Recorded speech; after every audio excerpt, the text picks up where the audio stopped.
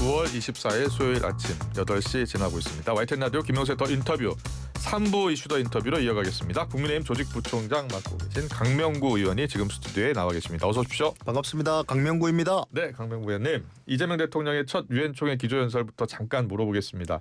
이 대통령의 메시지는 어떻게 들으셨습니까?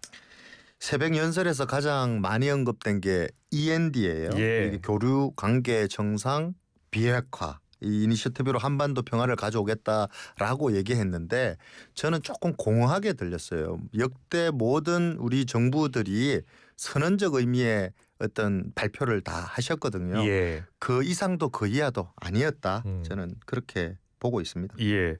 뭐 동결 축소 폐기 이렇게 이어지는 단계적 비핵화 입장도 다시 한번 내놨고요. 예, 그렇습니다. 이 이게 아까 말씀드렸듯이 말뿐이라는 게 이런 거거든요. 이게 힘을 갖춰줘야만 상대를 압박할 수 있잖아요. 예. 근데 우리가 가지고 있던 여러 그 대북 레버리지라 그럴까요? 대북 확성기다, 라디오 방송이다, 이거 전단지다 이런 것들을 이재명 정부 들어서자마자 다 갖다 버렸어요. 그래서 우리가 이 대화로 북한을 유인해야 되는데 예. 유인할 수 있는 레버리지를 다 갖다 버렸기 때문에 앞으로 이재명 정부가 무엇을 가지고 대화로 이 북한을 끌어들일지 좀 답답하다. 그리고 북한은 지금 이렇게 얘기하잖아요. 우리나라 대통령을 향해서 허망한 개꿈 꾸지 마라. 조롱하잖아요. 우리는 니들하고 상대 안 한다. 1대1로 미국을 상대하겠다라고 최고인민회의에서 김정은 위원장이 얘기했거든요. 예, 이런 예. 걸 보면 지금 어제 말씀하신 그 좋은 말씀이시죠. 여러 단계별로 뭐 얘기하겠다. 뭐 END 너무 좋은 말씀이지만 공허한 선언적 의미의 말씀뿐이었다. 예. 안타깝다. 그렇게. 이 남북관계 개선을 위해서 그러면 어떻게 해야 된다고 보세요, 우리 강명구 의원께서는? 그 아까 말씀드린 여러 레버리지를 왜 다 버렸어요. 그런 것들을 가지고 우리 협상을 해야 되죠. 예. 힘을 가져야지. 힘을 가지고 상대를 압박해서 협상을 해야 되죠. 왜 먼저 우리가 만세를 다 부르는지 저는 그런 것들이 좀 안타깝다. 그런 생각을 하고 있습니다. 한미 관세 협상은 지금 일단 타결은 봤는데 구체적인 협상에서 난항입니다. 이재명 정부의 이번 대미 관세 협상을 어떻게 보고 계십니까?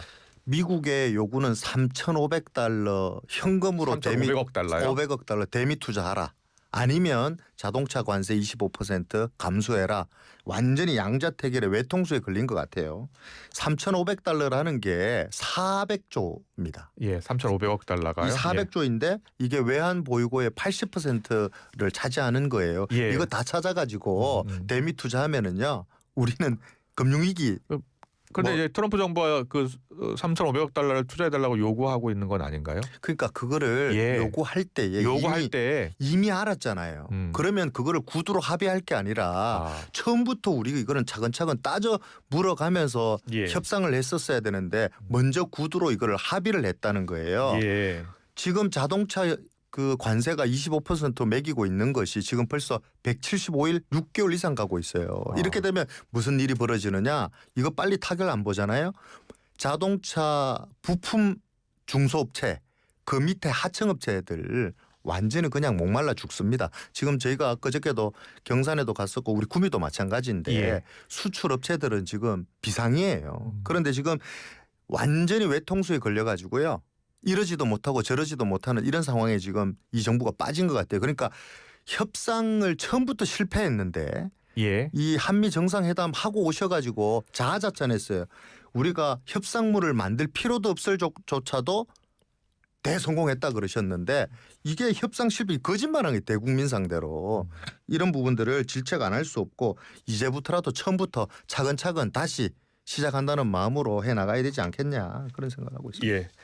계속해서 정치권 이슈로 그럼 넘어가 보겠습니다. 조희대 대법원장 청문회 이야기부터 바로 해볼게요. 다음 주 30일 조희대 대법원장에 대한 청문회가 열립니다. 사상 초유의 대법원장 청문회. 야당에서는 왜 여당이 이 청문회를 열고 있다라고 보세요? 저는 이 조희대 대법원장을 탄핵하려고 하는 빌드업이 시작됐다. 저는 이렇게 지금 보고 있는데요. 그 이유가 조희대 대법원장이 이재명 대통령 공직선거법 위반 사건을 파기환송 말하자면 유죄 판결을 내린 거거든요. 예. 그거에 대한 사적 보복이다. 저는 그렇게 보고 있고요. 지금 그 의혹을 제기한 게 이거잖아요. 한덕수 전 총리와 조희대 대법원장 사자회동을 했다. 거기 의혹부터 시작되는 거죠. 그게 가짜뉴스라는 게 지금 만천하에 다 드러났거든요. 근데 이것을 밀어붙여서 막무가내 식으로 밀어붙여서 청문회를 통과시켜서 일국의 대법원장을 청문회에 앉히겠다는 거예요. 저는 나라 망신이다 이렇게 생각하고 있고요. 이게 바로 일종의 대법원장을 사퇴시키고 대법원장 사퇴시키면 탄핵시키면 바로 직무가 정지됩니다. 예. 직무가 정지되면 그다음 차순위 대법관이거든요. 이홍구 대법관이 누구냐. 우리 법 연구회 출신이고요. 문재인 대통령이 임명한 사람이에요. 예. 그래서 제가 봤을 땐 새로운 친정권 성향의 대법관을 옹립해서 사법부를 장악하려고 하는 민주당의 상권 분립을 완전히 뒤흔드는 다수당 독재 정치가 시작됐다. 저는 그렇게 보고 있습니다. 예. 그 청문회 증인과 참고인 명단 19명이던데요. 그 사인 회동설 최초 제보자나 유튜버 이름은 빠져 있다는 거예요? 그러니까 이게 그 실제적으로는 그 가짜 뉴스를 만든 그 사람들 그 사람들을 조사해야 되는 게 맞는데 예. 이 거꾸로 그런 사람들은 부르지 않고 저는 그 명단도 제대로 다 보지는 못했습니다만은 이런 의혹들만 가지고 어떻게 일국의 대법원장을 청문회에 앉힐 수 있는지 그 시작이 의심스럽다. 아까 말씀드린 대로 사법부 장악으로 가는 일종의 수순이 시작되었다. 그렇게밖에 해석이 안 됩니다. 예. 그런데 이번 조희대 대법원장 청문회는 그 이재명 대통령 유죄 파기 환송 결정과 관련해서 이 결정이 정치 개입이다라는 게 민주당의 주장이에요. 어떻게 생각하세요? 정치 개입은요. 2심 판결을 내린 재판부가 정치 개입이죠. 어떻게 이게 합법적으로 내린 결정이 어떻게 정치 개입이 될 수가 있겠습니까? 예, 그러니까 이재명 대통령 선거법 위반 2심 재판부는 무죄였거든요. 네? 네, 그게 정치 개입이다 이렇게 그게 정치 주장하시는 거예요? 개입이죠. 지금은 수단과 방법을 가리지 않고 이 대법원장 흔들기 시작할 거예요. 망신 주기 할 거예요. 그래서 반드시 사퇴시켜서 어떻게든 사퇴시킬 겁니다. 조희대 대법원장이 청문회에 출석하지 않을 가능성이 높다라는 보도가 나오고 있는데 거기에 대해서는 어떤 생각이세요? 일국의 대법원장을 출석시켜서 망신 주는 게 과연 대한민국 이 나라에 맞는 얘기인 건지는 한번 생각해 볼 필요가 있을 것 같습니다. 조희대 대법원장이 저는 안 나오실 것 같은데요. 안 네. 나올 것 같다. 나와야 된다고 생각하세요? 안 나와도 된다고 생각하세요? 저는 이건 말이 안 되는 지금 일들을 꾸미고 있다고 생각합니다. 예, 국회 차원에서 요청을 했는데도 나오지 않는 게 맞다 이렇게 보시는 거예요. 그게 뭐 법적인 그 주석의 근거가 어떻게 되는지는 제가 잘 제대로 보지는 못했지만 지금 근거도 확실치 않고 말하자면 팩트도 확인되지 않은 의혹을 가지고 지금 대법원장을 사퇴시키기 위해서 청문회장으로 끌어들여 망신 주기로 하려고 하는 것이 과연 맞느냐? 저는 그 부분에 대해서는 맞지 않다. 저는 그렇게 생각합니다. 이번 청문회 건에 대해서 민주당 지도부도 지금 미리 알지 못했던 사안이다. 법사위에서 결정한 사안이고 추후에 통보받았다는 게 민주당의 입장이에요. 민주당 지도부의 입장이에요. 어떻게 보세요? 이게 지도부 본인들도 부담스러운 거예요. 제가 봤을 때. 그래서 추미애 법사위원장을 앞세워서 여론의 간을 먼저 보고 그리고 난 다음에 군부를 떼우고 난 다음에 아마 못 이기는 척 아마 참전을 하려고 하지 않을까 지금 그렇게 생각합니다. 원내 지도부도 그럼 알고 있었다고 보시는 거예요? 알고 있죠. 왜 모르겠어요. 말이 안 되는 얘기입니다. 예. 자, 국민의힘이 지금 원내 투쟁, 장외 투쟁, 이 투트랙 대여 투쟁 나서는 거죠? 그렇습니다. 예. 그럼 원내 투쟁은 일단 민주당은 내일 법안도 상정하고 처리를 계속 해 나가겠다는 거거든요. 어떻게 대응할 생각인 거예요? 그래서 지금 필리버스터를 어떻게 할 거냐. 필리버스터를 계속 그 비쟁점 법안까지 다 같이 하면 69일 정도 걸린다는 거잖아요. 그런데 우리가 보통 필리버스터를 하겠다라는 거는 비쟁점 법안까지도 우리가 하겠다라는 거는 지금 어쨌든 그 민주당에서 강행 처리하려고 하는 법안들이 문제가 많다. 야당하고 대화해라. 그리고 현장에 있는 공무원들하고 대화해라. 그래서 그 속에서 비판과 지적들은 수용해서 더 좋은 정부 조직 법안을 마련해서 국민들에게 내놔야 되는 거 아니냐. 이게 필리버스터를 하자라는 의미거든요. 예. 사람들은 필리버스터를 왜 하려고 그래라고 얘기하는데 그 취지 자체는요. 그 목적은 강행 처리하려고 하는 그 법안들을 지연시켜서 전략적 지연 전술이거든요. 그래서 어쨌든 그 법안을 늦춰서 그 법안의 문제점들을 어떻게든 국민들에게 더 알리려고 하는 목적이거든요. 예. 그래서 그 필리버스터를 하자는 거예요. 그 트랙과 함께 원내투쟁대로 가고 예. 장애투쟁은요. 그 지금은 장애투쟁 할 때가 아니다라고 얘기하는 사람들도 계세요. 그런데 저는 이렇게 생각합니다. 그거는 평론가적인 얘기다. 지금 우리는 이 위기를 이 문제점, 이 지적, 야당이 하는 이 입법 폭주를 막아내기 위해서는 할 수 있는 모든 것을 해야 된다. 저는 그렇게 생각하고요. 예. 할 수 있는 모든 것이라는 건 그게 장애투쟁도 될 수가 있고요. 우리 뭐 여러 의원님들께서 지적하신 뭐 현장으로 가야 되는 거 아니냐. 지금 지도부는 현장의 민생 행보도 지금 곁들여서 하고 있거든요. 지난번에 대구에 우리 방문했을 때도 장동혁 대표께서 경산 자동차 부품 중소기업체를 방문해서 간담회도 가졌거든요. 오늘도 나노반도체 우리 대전에 나노반도체에 가서 간담회도 열고 R&D 간담회도 지금 하거든요. 현장 행보는 현장 행보대로 가고 또 우리 아까 말씀드린 원내투쟁은 원내투쟁제로 지금 해야 된다. 우리가 할 수 있는 모든 것을 해야 된다. 저는 그렇게 생각합니다. 근데 원내투쟁 하신다고 했는데 국민의힘이 필리버스터를 하더라도 민주당이 뭐 추진하겠다라고 마음 먹으면 바로 통과시킬 수 있는 상황이잖아요. 뭔가 협상력이 필요한 대목 아닐까요? 필리버스터 아까 말씀드렸다시피 우리가 그 무용론을 얘기하는 거잖아요. 필리버스터라는 거 아까 취지를 말씀드렸잖아요. 예. 이게 필리버스터를 하면서 국민들에게 알리는 거, 법안을 지원시키는 거, 그리고 이 그 문제점을 지적하는 거 이것만으로도 지금 우리가 할 수 있는 게 없어요. 우리가 뭐를 할 수 있겠습니까? 다수당의 행포로 방망이 두드리면 다 통과되는데 그러나 우리가 할 수 있는 모든 것을 하자. 그게 장애 집회든 필리버스터. 장애 집회 이야기 그럼 바로 들어가겠습니다. 지난 주말 동대구 옆에서 장애 집회가 있었는데 의원님께서도 참석하셨나요? 우리 지역구가 구미시니까. 구미 을당협에서 한 예. 500명 이상 참석한 걸로 알고 그래요? 있습니다. 예. 그리고 대구 집회 보니까 격한 단어들이 많이 나오더라고요. 장동혁 대표는 이재명을 끝내야 한다. 반헌법적 정치 테러 집단의 뭐 수괴 등등의 표현이 등장을 했습니다. 어떻게 생각하세요? 우리가 이재명 정권이 100일이 남짓 지났어요. 그런데 민주주의 퇴행과 사법부 장악 시도하는 것 같고 예. 그다음에 기업들의 목을 재는 악법들을 지금 통과시키고 있고요.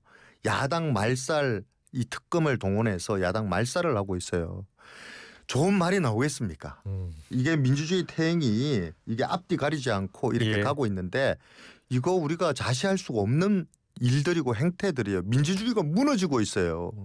이거를 위해서 어떤 말이든 해야 되지 않겠습니까? 국민들에게 알아듣게 만들기 위해서 해야 되지 않겠습니까? 그 과격한 단어는 좀 자제하면서도 표현할 수 있는 건 표현할 수 있잖아요. 과격한 단어가 어떤 거였더랬죠? 예를 들어서 뭐 반헌법적 정치 테러 집단의 수괴 끝내야 한다. 당선 무효 민주당 놈들 뭐 이런 단어들도 있었잖아요. 그렇습니까? 우리 지금 야당의 행태들을 보면은요. 실질적으로 국민들은요. 그보다 더한 얘기도 합니다. 우리들에게 지금 정신 똑바로 차리라고 얘기하는 우리 지지자들뿐만 아니라 국민들도 많다는 거 예. 거꾸로 되돌려 드리고 싶습니다. 예. 근데 우리가 이제 정치의 품격을 논의할 때는 이제 가는 말이 고와야지 또 오는 말이 곱잖아요. 그래서 우리 국민들 입장에서는 정치가 좀 더 품격 있는 단어를 사용하고 표현하고 토론하면 더 좋겠거든요. 강명구는 그렇게 하도록 하겠습니다. 알겠습니다. 이번 주말에 또 서울에서 또 집회를 열 예정이라면서요? 예. 결정된 겁니까? 예, 제가 알기로는 28일 서울 시청 앞에서 하는 걸로 제가 알고 있습니다. 그래요? 예. 여기서도 혹시 이제 흔히 말하는 이제 윤어게인 같은 극우 표현을 쓰는 그 세력들도 같이 또 하는 겁니까? 어떻게 되는 겁니까? 그 질문이 잘못됐습니다. 우리 앵커님 같이 하느냐 마느냐를 우리가 결정하지도 않았고요. 예. 요청하지도 않았고요. 이거 지금 누구는 이렇기 때문에 빼고 누구는 이렇게 했기 때문에 참전시키고 이거는 말이 안 되고요. 아까 예. 말씀드린 이 100일 남짓 지난 이재명 정권이 하고 있는 이 행태들 민주주의 이 태행 예. 이 야당 말살 그리고 사법부 장악 시도 이런 것들을 지금 너나 할 게 어디 있습니까? 자발적 참여라는 말씀하시는 거예요. 국민들 모두가 나서서 예. 얘기해야 되죠. 옛날 민주당은요. 옛 그 통진당 예. 내란 선동 세력과도 장애 집회 함께 했어요. 지금 마이너스 정치로 이 위기를 뺄셈 정치로 이 위기를 극복할 수 없다고 저는 생각하고요. 지난번 첫 집회 때는 그런 관련 깃발 좀 자제했으면 좋겠다라고 요청을 했었잖아요. 그게 이런 프레임에 씌워질까 봐 예. 뭐 그런 말씀을 정당 정치라 하면은요. 제가 생각하는 정당 정치는 1부터 100까지의 같은 생각을 가진 사람들이 모여서 정치를 하는 게 아니라고 생각합니다. 저는 100개 중에 9가지는 다르더라도 한 가지 생각이 같으면 함께 할 수 있다. 예. 그거를 가지고 너는 이렇기 때문에 빠져야 된다. 너는 이렇기 때문에 우리 함께 해야 된다라는 알겠습니다. 정당 정치 공식은 맞지 않다. 저는 그렇게 당내에서는 그 장애 투쟁에 대해서 또 긍정적으로 보는 시각도 있지만 부정적으로 보는 시각도 있는 거죠. 예, 부정적으로 보는 분들도 계신데 네. 저는 이렇게 생각해요. 우리 그 평론가적인 얘기들이거든요. 그거는 우리 흔히 말하는 정치인의 의무는요. 할 수 있는 모든 것을 해야 된다고 생각합니다. 우리 여러 정치인들 중에 현장 아까도 말씀드렸듯 현장 정치해야지 지금 그 장외투쟁이 말이 되느냐라고 말씀하시는 분들도 있는데 현장 정치라는 것은요. 현장에 어렵습니다. 현장에 민생이 어렵고 서민들의 어려움을 우리가 공감하고 보다듬는 현장 정치를 해야 된다라는 주장을 하시는 분도 계시거든요. 예. 저는 그건 당연한 겁니다. 반드시 그것만 하라가 아니고요. 양자택일을 하라는 얘기가 아니에요. 그거는 반드시 해야 되는 거고요. 이 장애투쟁도 지금 필요한 시점이기 때문에 해야 된다. 네. 알겠습니다. 받아주시면 좋을 것 같습니다. 국민 앞에 놓인 또 다른 숙제라고 한다면 통일교와 정교유착 의혹입니다. 김건희 특검에서 수사 속도를 내고 있고요. 권성동 의원에 이어서 지금 통일교 한학자 총재까지 구속이 됐습니다. 당은 여전히 야당 탄압이다 이렇게 보고 있는 거예요. 예, 야당 탄압이죠. 정확하게 얘기하면 처음에 특검에서 갖고 왔던 통일교 교인 명단이라고 하면 120만 명을 갖고 왔어요. 예. 그중에 11만 명이 우리 당원이다라고 언론에 슬쩍 흘립니다. 되게 저열한 언론 플레이죠. 11만 명 중에 실질적으로 그 흔히 말해서 11만 명의 어떤 자극적인 수치가 아마 우리 전당대회에 영향을 끼쳤을 것이다라고 얘기하거든요. 근데 앵커님 보통 우리가 국회의원 선거나 지방선거 할 때에 우리 특검에서 문제 제기하고 있는 그 기간 있잖아요. 흔히 말해 전당대회 투표권을 가지는 사람들은 당비를 계속 내 그 기간이 있어요. 일정 부분 기간이 지나야 그 권한을 부여받거든요. 3개월인가요? 6개월인가요? 3개월로 제가 3개월요? 알고 있는데 그런데 지금 특검에서 얘기하는 그 숫자는 3천 명이 채 안 된다는 거예요. 우리 보통 국회의원 선거할 때요. 우리 후보들이 1인당 몇천 명씩 등록시킵니다. 시도의원들도 마찬가지예요. 그런데 그거를 전체 전당대회에 3천 명밖에 되지 않는 사람이 전당대회를 자주우지했다. 이거는 어부성설 말이 되지 않고요. 침소봉대도 이런 침소봉대가 없다. 저는 그렇게 생각합니다. 그래요. 예. 그 일부 보도를 보니까 당원 3개월을 당비를 내야지만 이 당원이 될 수 있는데 1개월로 줄였다는 거예요? 제가 그런 건 알기로는 아니에요? 석 달로 알고 있는데 그건 확인해 봐야 될 것 같습니다. 예. 알겠습니다. 내란 특검 수사로 바로 넘어가 볼게요. 내란 특검 팀에서는 지금 계엄 해제 표결 방해 의혹도 수사하고 있잖아요. 지금 특검 내란 특검이든 김건희 특검이든 이분들이 수사하는 게 맞나요? 저는 이분들이 정치한다고 생각합니다. 이게 그 전 원내대표들을 고리로 삼아서 우리 당의 나쁜 이미지를 더 씌워서 일종의 언론 플레이를 한다고 저는 생각이 들 수밖에 없어요. 망신주기죠. 전부 다 특검을 통해 가지고 압수수색하고 우리 관계 없는 국회의원들조차도 지금 망신 주고 압박하고 이게 지금 수사를 하고 있는 건가요? 아니면 정치를 하고 있는 정치 집단인가요? 저는 이 특검 폐지론자인데요. 예. 지금 이 특검이 음. 나라를 망치고 있다. 저는 그렇게 이 덧센 특검법이 어제 국무회에서 의결이 된 거잖아요. 그렇죠. 예. 이게 덧센 특검 한번 생각해 보세요. 이 특검이라는 건 중대 사안의 사건, 예. 이 권력형 비리를 가졌을 때 정치적 중립을 요하는 그 특검이 되어야 되거든요. 예. 그런데 이거를 이번에 다시 그 개정함으로써 특검 개정함으로써 이게 정권이 필요하면 언제든지 써서 일을 시킬 수 있고 국민들에게 아니면 자기들 이익을 위해서 특검을 바로 부릴 수 있다라는 명분을 만들어줘 버렸어요. 어떤 정권이 들어와도 이거 써먹을 겁니다. 이거 예산도 많이 들어가고요. 예. 그리고 아까 말씀드린 대로 수사를 하는 게 아니라 정치를 하는 집단이 돼버렸기 때문에 이 법안은 이 특검은 앞으로 폐지되어야 된다. 저는 그렇게 생각합니다. 네. 잘 들었습니다. 여기까지 듣겠습니다. 더 인터뷰 국민의힘 강명구 의원과 함께했습니다. 잘 들었습니다. 고맙습니다.